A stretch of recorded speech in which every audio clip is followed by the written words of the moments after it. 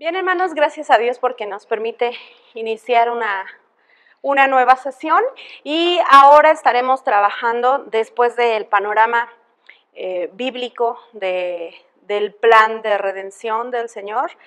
Estaremos trabajando algunos términos, algunos como recordatorio y otros que no hemos trabajado aquí, pero que son importantes a la luz del evangelismo. El primero de ellos es un recordatorio, es el evangelio o evangelismo. Hemos hablado ya que tiene su raíz en la proclamación de una buena noticia. Literalmente, evangelio quiere decir buena noticia, pero es todo un concepto que en la antigüedad se utilizaba y tiene que ver con solamente noticias en un sentido positivo y no solo positivo, de trascendencia.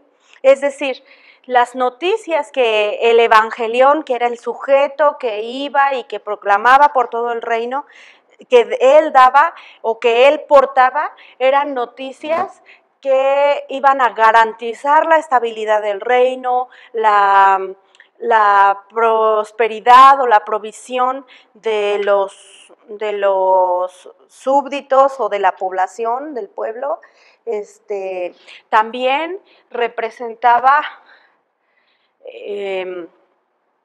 la conservación de la dinastía en el poder en ese momento. Por ejemplo, ha nacido el príncipe, ¿no? El heredero. Bueno, príncipe es solamente el que tiene derecho a la sucesión del trono. Los demás no son príncipes, son infantes. Y entonces, después de esto, príncipe y princesa, ¿no? El caso es que esto tiene que ver con trascendencia, algo va a pasar, esa noticia va a tener grandes alcances. Y entonces el evangelio, el uso de este término, tiene gran sentido para la práctica evangelística, porque tiene que ver con la proclamación de una trascendencia hasta la eternidad. Pero la buena noticia consiste en que el reino de los cielos se ha acercado. Es decir, la buena noticia es: Dios se acerca al hombre. Por su iniciativa,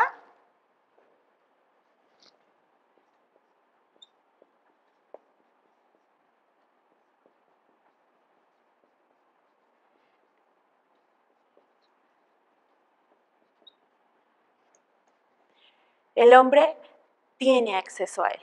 Es decir, hay posibilidades de reconciliación. Esa es la buena noticia. Miren, con mucho temor y temblor voy a decir esto. La buena noticia no es que Cristo murió. Acuérdense que vimos en clase, Cristo no vino a morir. Cristo vino a reconciliarnos con el Padre. Y para reconciliarnos tuvo que morir. Cualquier cosa que hubiese sido el requisito para regresarnos el acceso al Padre, eso hubiera hecho Jesús, porque su misión no era morir, pues Él no se quedó muerto, Él resucitó. Su misión era reconciliarnos y la consumó. Entonces, la buena noticia es esta: Dios se acerca al hombre y tiene acceso para regresar a Él. Pero además, Él puede entonces ser un correcto adorador de Dios. Y en el camino, al ser adoradores de Dios, Dios le va a bendecir. Entonces, la buena noticia es esta, la gran buena noticia, pero hay muchas buenas noticias en el camino, pues el oprimido será liberado, el abusado tendrá justicia, la víctima tendrá justicia. Y todos los pasajes de misión tienen que ver con las buenas noticias que conforman el que Dios esté ahora con nosotros y en nosotros y por nosotros, y como digo también, a pesar de nosotros, ¿no? Muy bien. El segundo término no lo trabajamos, es salvación, y quisiera definirlo. Salvación es un término que literalmente quiere decir meter en un estado de seguridad ante determinado riesgo. Eso quiere decir salvación. Entonces, vemos que a partir de esta definición y el uso que los términos bíblicos dan, tanto del Antiguo Testamento como del Nuevo Testamento, que dan a salvación, tiene varias connotaciones. Por ejemplo, salvación tiene un uso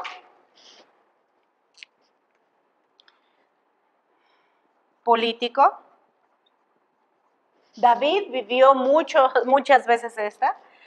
Salvación tiene una connotación de sanidad,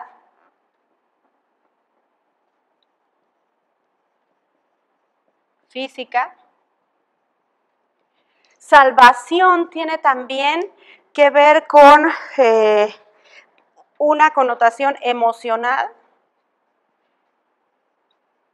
Estaba yo atormentado, pero el Señor me salvó, ¿no? Mi roca es cuando me consumía mi corazón, ¿no? Dios me salvó. Entonces, o se usa el término, se traduce así en el español, pero el término, o la connotación tiene mucho que ver con esto. Y hay otros usos más que se le da a la palabra salvación en español. Entonces, también hay económica o material. Entonces, cuando decimos, Dios me salvó,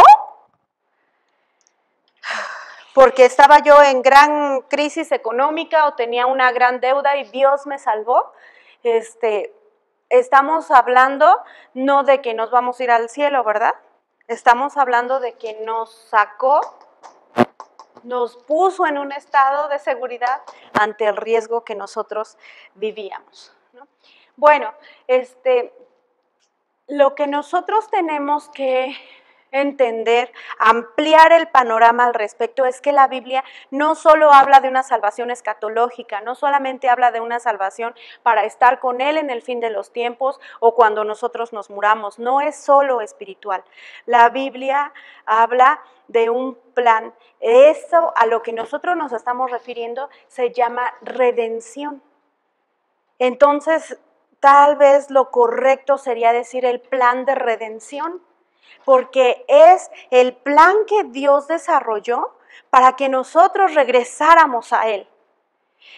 Y redimir quiere decir, ay, cómo me hacen falta tenerlos en vivo.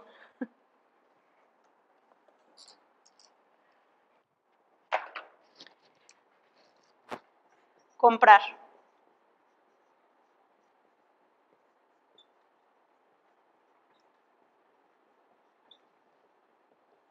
Era un término que se utilizaba para la esclavitud, cuando tú redimías a alguien y pagabas su precio, o era un término que se utilizaba también para viudas, para el rescate de viudas que quedaban prácticamente en la indigencia si no tenían a alguien más del linaje del esposo, etcétera, que se casara con la viuda y que continuara la descendencia.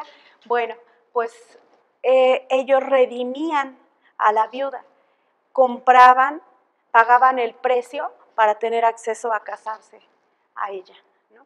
Entonces, bueno, vemos cómo el Señor paga el precio, nos salva de la muerte a la que estábamos condenados, y siendo Él el Cordero y cumpliendo todo lo que Dios había pedido como parte del plan, muere pagando el precio, pero vence la muerte. Y dice que es el primero de todos y que ya no seremos más condenados los que creemos en Él. El que no cree ya ha sido condenado, pero el que cree en Él no será más condenado, porque Él ya pagó el precio.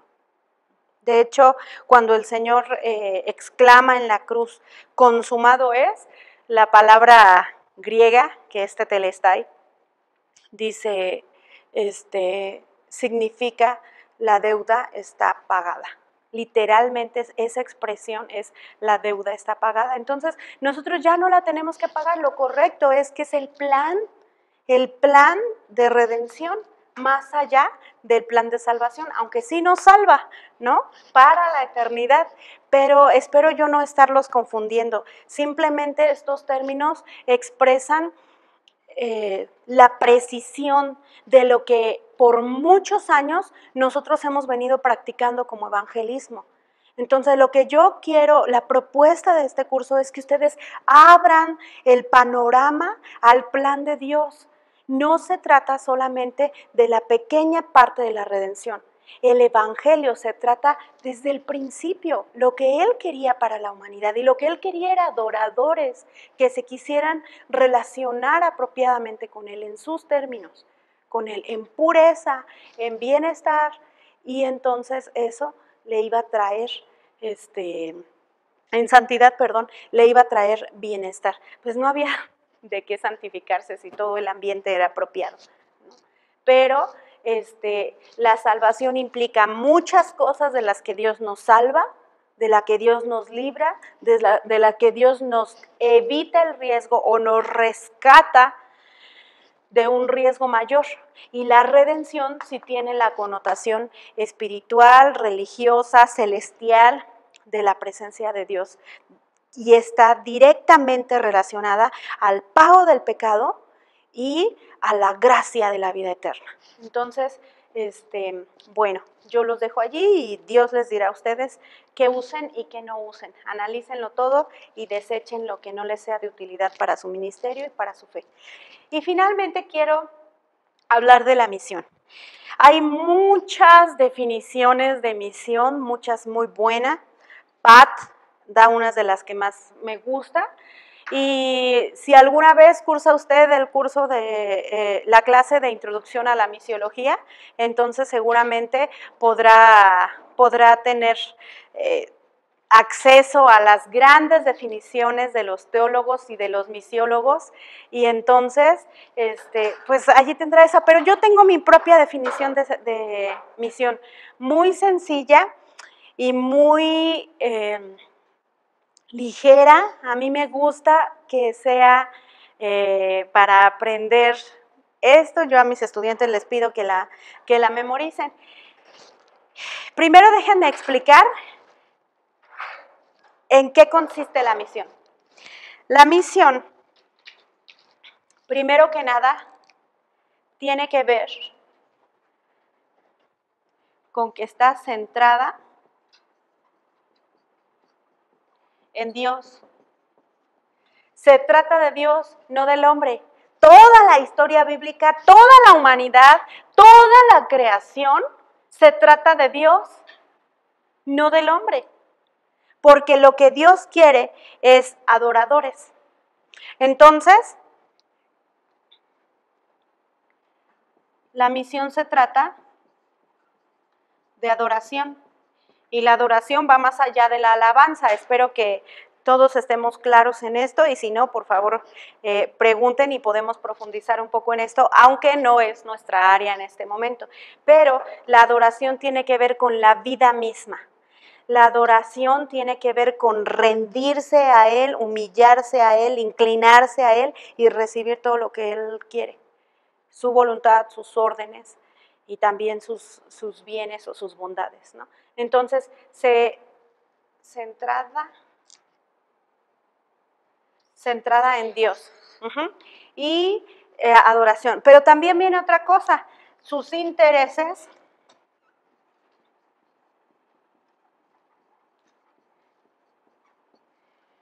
hacia el hombre. Entonces, lo que Él quiere hacer y dar para el hombre, desde el Nuevo Testamento, pues aún desde la ley, es que el hombre esté bien, bendecir al hombre, ¿no? Tal vez desde el Edén, nada más que ahí era directo. Sus intereses, entonces, ¿cuáles son sus intereses? Los pasajes de misión: liberar, sanar, proveer, defender, ¿sí? Producir.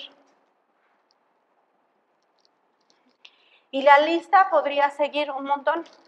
Cuando Jesús dice que Él vino, Él dice que a dar libertad a los oprimidos de corazón y libertad o liberar a los cautivos.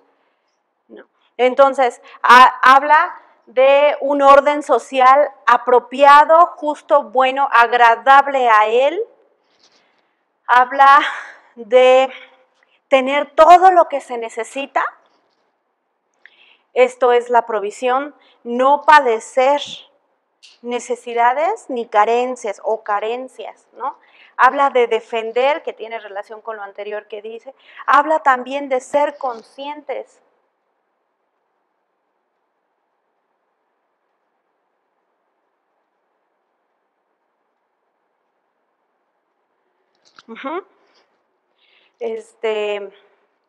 Paz.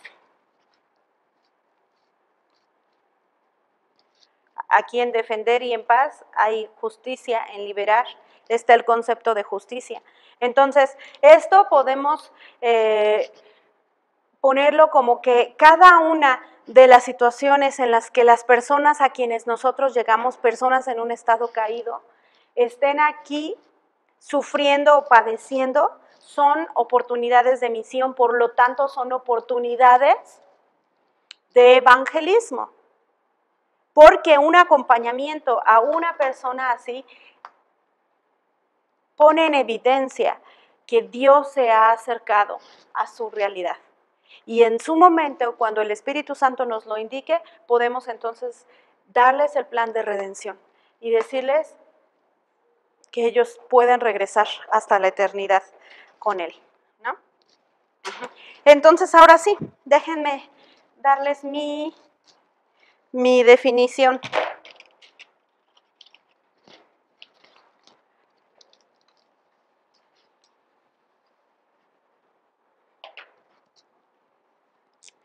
Misión es la mía, repito. Y hay muchas mejores, pero para mí esta es sencilla, compleja, completa y práctica. Hacer lo que Jesús hizo cuando estuvo en la tierra.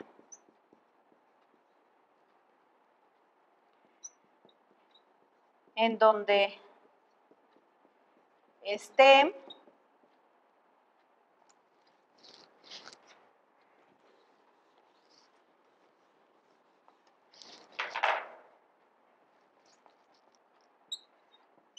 con quien esté y con lo que tenga.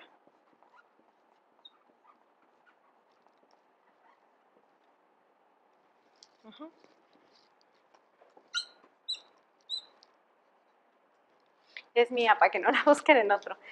Y está basada, por supuesto que en la práctica de Jesús, está basada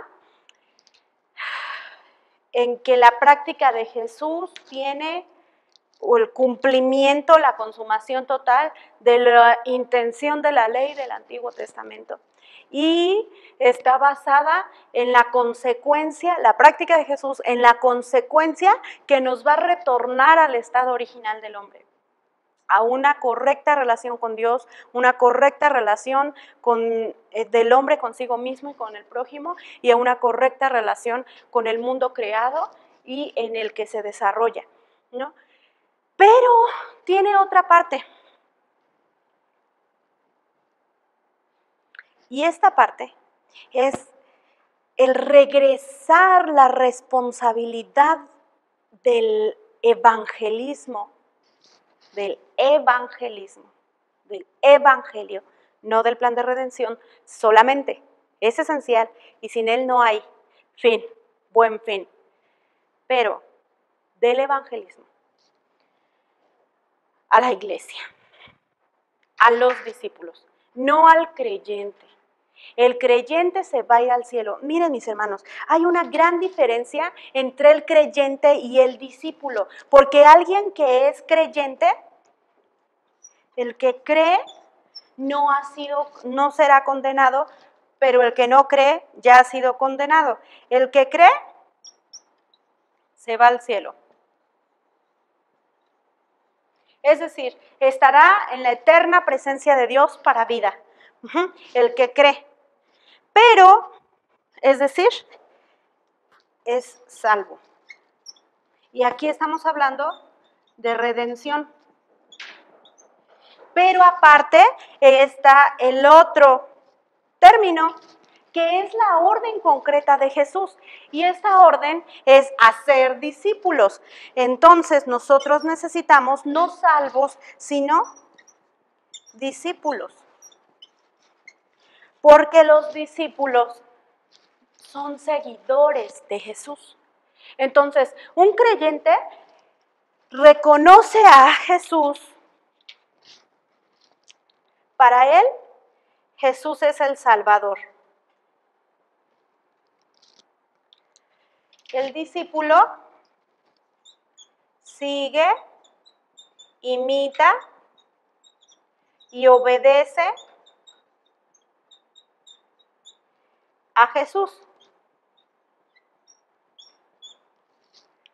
El discípulo.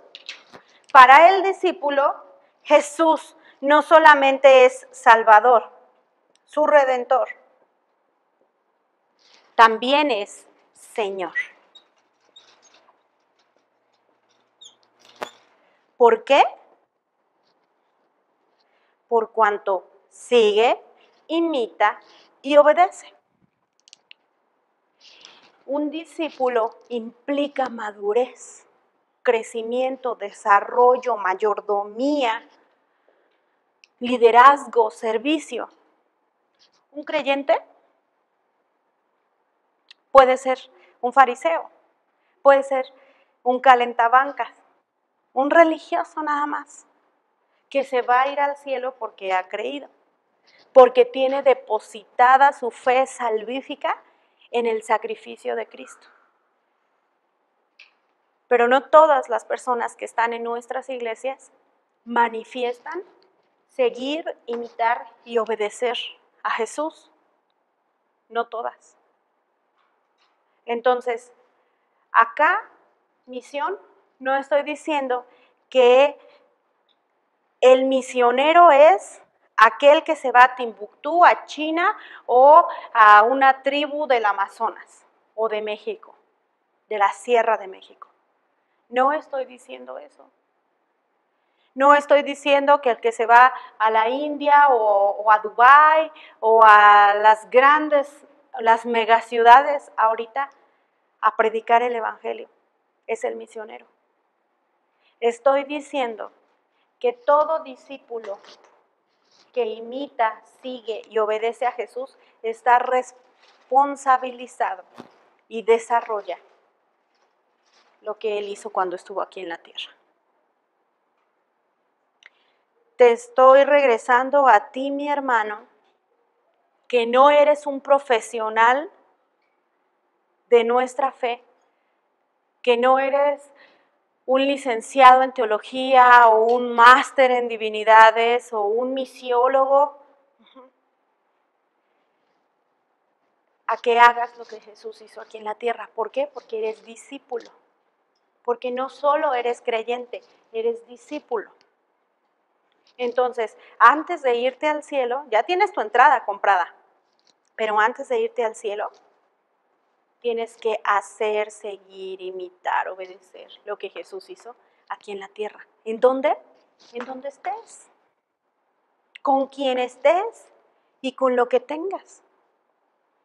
Porque solamente así hay una reproducción de la fe y una reproducción discipular. Y eso es lo que el Señor Jesús dice. Como el Padre me envió, yo los he mandado. Entonces, ¿qué tenemos que hacer? Lo que Jesús hizo cuando estuvo aquí en la tierra. ¿Sí, hermanos? ¿Qué tal? Entonces, yo todo esto lo digo para volver a enfatizar que el Evangelio no se trata del hombre, se trata de Dios, porque Dios busca adoradores, porque Dios quiere que queramos tener una relación con Él. De eso se trata toda la historia bíblica, desde el principio. En Jesús, que desde el principio está, se consuma, se extiende y Él regresará. Se consuma la ley y Él regresará por nosotros, ¿sí? Entonces, pues que Dios nos bendiga, espero que sea de gran edificación este tiempo, esta reflexión acerca de los términos y esta información también. Y bueno, quisiera recomendarles en términos de misión o de misiones, bueno, tal vez solamente debiese agregar a esto de misión que también existe el llamado especial. Esto es a todos los discípulos. La gran comisión fue dada a todos los discípulos, pero los misioneros que son llamados por Dios o que somos llamados por Dios para salir a otro lugar que no es nuestro contexto, es un llamado especial y a eso le llamamos misiones transculturales. No importa si es rural o si es urbano. Si tú estás saliendo del contexto en el que tú estás, eres un misionero transcultural. Dios te está llamando a ser un misionero transcultural. Entonces, eso es tema de otra materia. Dios les bendiga, mis hermanos. De esta manera cerramos esta sesión. Nos vemos en la siguiente. Dios con ustedes.